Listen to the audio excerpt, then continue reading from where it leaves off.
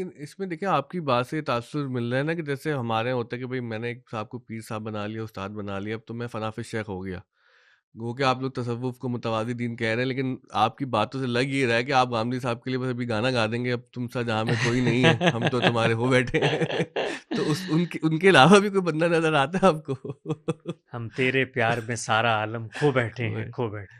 तेरी सूरत से नहीं मिलती किसी की सूरत, मैं जहाँ में तेरी तस्वीर लिए फिरता हूँ। बताओ। अब तो तस्वीर जायज़ भी है आपके यहाँ। नहीं, इसमें देखिए, इसमें बात ये है कि हम गांधी साहब को तसलसल में खड़ा हुआ एक शख्स समझते हैं। बिल्कुल ऐसी बात नहीं है कि गांधी साहब, इसमें कोई शक की बात नहीं है कि गांधी साहब एक मुज्तहिद आदमी हैं और उन्होंने अपने इज्तिहाद को उसके उसूलों से लेकर इतलाक तक पेश किया है दुनिया के सामने।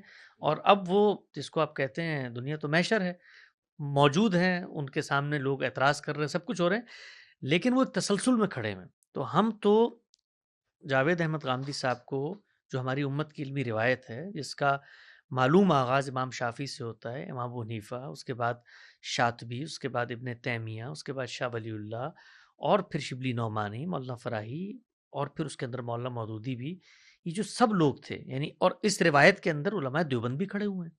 यानी ऐसा नहीं है कि मौलाना अनवर शाह कश्मीरी भी इसी रिवायत के अंदर खड़े हुए हैं, मौलाना कासिम नानूतवी भी इसी रिवायत के अंदर खड़े हुए हैं। तो ये सब इसी रिवायत का हिस्सा हैं। उसके अंदर खैराबादी स्कूल भी है, उसके अंदर बरेलवी के उलमा भी हैं, सब लोग गौर व फिक्र का काम कर रहे हैं। ये हमने बताने की कोशिश की उम्मत को कि उम्मत में शुरू से दो मिजाज रहे हैं। एक फ़िक़्ह तदब्बुर का मिजाज है, मिनहाज है, और एक इताअत का पैराडाइम सल्फ़ियत का, उसके अपने उलमा हैं। तो हम गामदी साहब को फ़िक़्ह तदब्बुर के मिनहाज के तसलसल में खड़ी हुई एक शख्सियत समझते हैं। और ये सारे जितने बड़े उलमा हैं, ये सब उस कबील का हिस्सा बनते हैं। बस ठीक है ये कि उसमें कोई नया काम 300 साल में इस तरीके से नहीं हुआ जो इमाम फ़राही ने किया है, और ये एक नई दुनिया पैदा की है, उन्होंने गौर व फ़िक्र की। और ये नई दुनिया से मुराद हरगिज़ ही नहीं होती कि हाँ, रिवायत ये और टूल्स का वाज़ेह कर इख्तिलाफ़ दी हो गई गया। है। हाँ, वो वो ये कि ये जो लोग आते हैं ना बीच में, हुँ, ये क्या करते क्या हैं, देखिए, ये बिल्कुल इसी तरह से होता है। आपका कुछ चलता हुआ निज़ाम होता है, वो निज़ाम चल रहा होता है, उसके फ्लॉज़ भी कवर हो रहे होते हैं, इसलिए कि आपको वो चैलेंज नहीं बनते।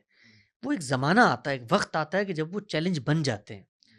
हमारा जब इन्हितात हुआ है तो हमारे लिए दुनिया चैलेंज बन गई ना। उसमें हम जवाब देने की जगह पे खड़े, पहले हम जवाब माँगने की जगह पे खड़े होते थे।